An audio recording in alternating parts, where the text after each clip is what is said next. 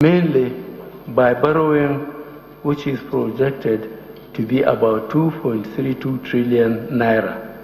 Our intention is to source 1.067 trillion naira, or about 46% of this borrowing from external sources, while 1.254 trillion will be borrowed from the domestic market. The proposed aggregate expenditure of 7.298 trillion naira will comprise A. Statutory transfers of 419.02 billion naira, B. Debt service of 1.66 trillion naira, C. Sinking fund of 177.46 billion to retire certain maturity bonds, D. Non-debt recurrent expenditure of 2.98 trillion naira, and E. Capital expenditure of 2.24 trillion naira, including statutory transfers. We have increased the budgetary allocation to the judiciary from 70 billion naira to 100 billion naira. This increase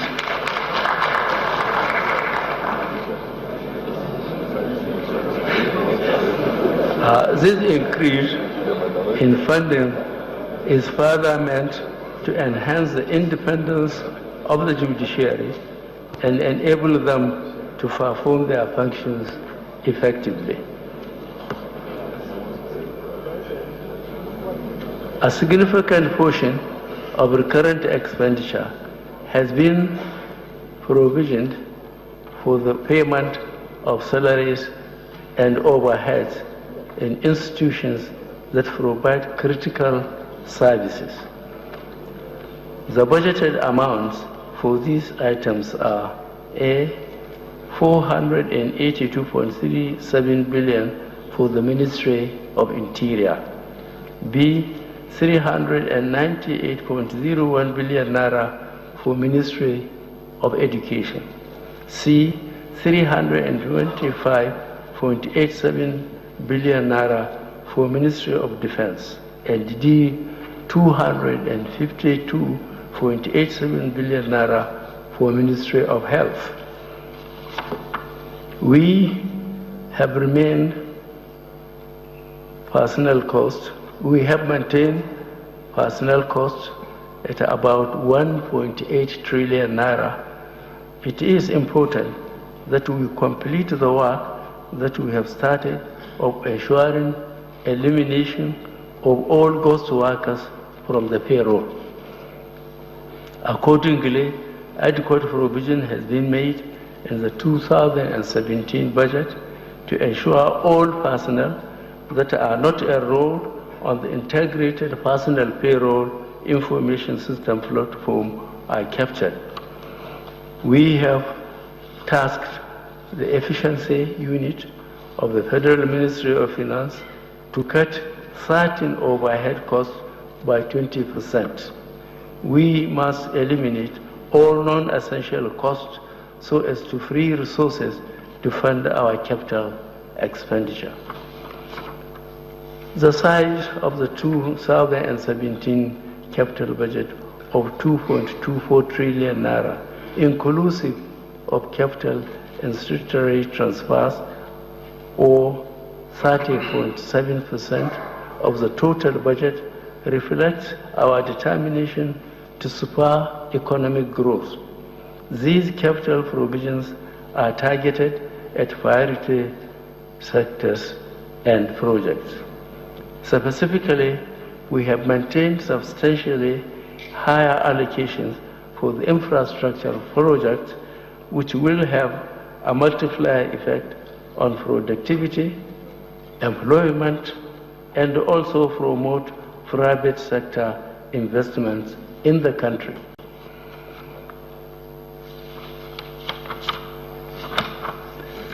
Key capital spending provisions in the budget include the following: A, power, works and housing, 529 billion naira; transportation, 262 billion naira; special intervention programs, 150 billion naira; defense, 140 billion naira; water resources, 85 billion naira; industry, trade and investment, 81 billion naira; interior, 63 billion naira; education, 50 billion naira; universal basic education commission, 92 billion naira; health, 51 billion naira; federal capital territory, 37 billion naira; Niger Delta Ministry, 33 billion naira; and Niger Delta Development Commission, 61 billion naira.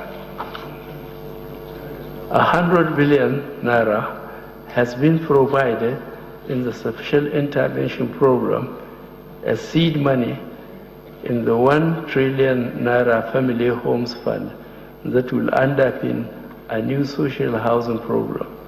This substantial expenditure is expected to stimulate construction activity throughout the country.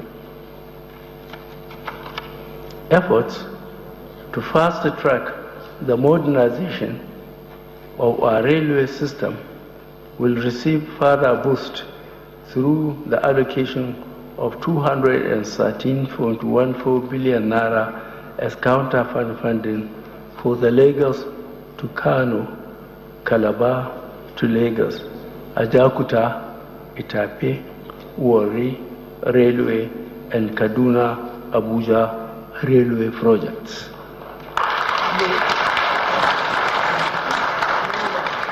As I mentioned, in 2016, we invested a lot of time ensuring the paperwork is done properly while negotiating the best deal for Nigeria. I must admit, this took longer than expected, but I am optimistic that these projects will commence in 2017 for all to see. Given the emphasis placed on industrialization and supporting small and medium enterprises, a sum of 50 billion naira has been set aside as federal government contribution for the expansion of existing as well as the development of the new export processing special economic zones. These will be developed in partnership with the private sector as well as we continue our effort to promote and protect Nigerian businesses.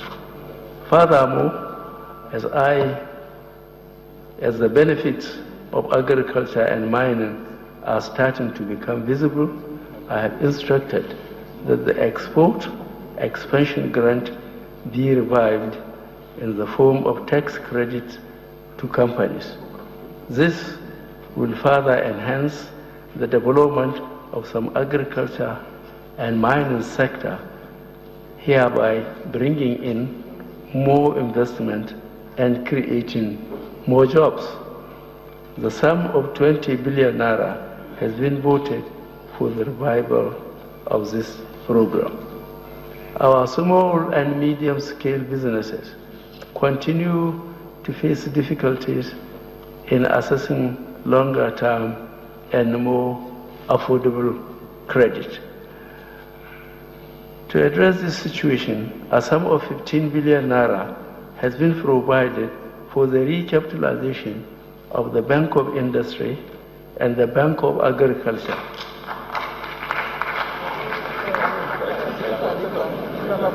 In addition, the Development Bank of Nigeria will soon start operating with 1.3 billion United States dollars focused exclusively on small and medium-sized enterprises.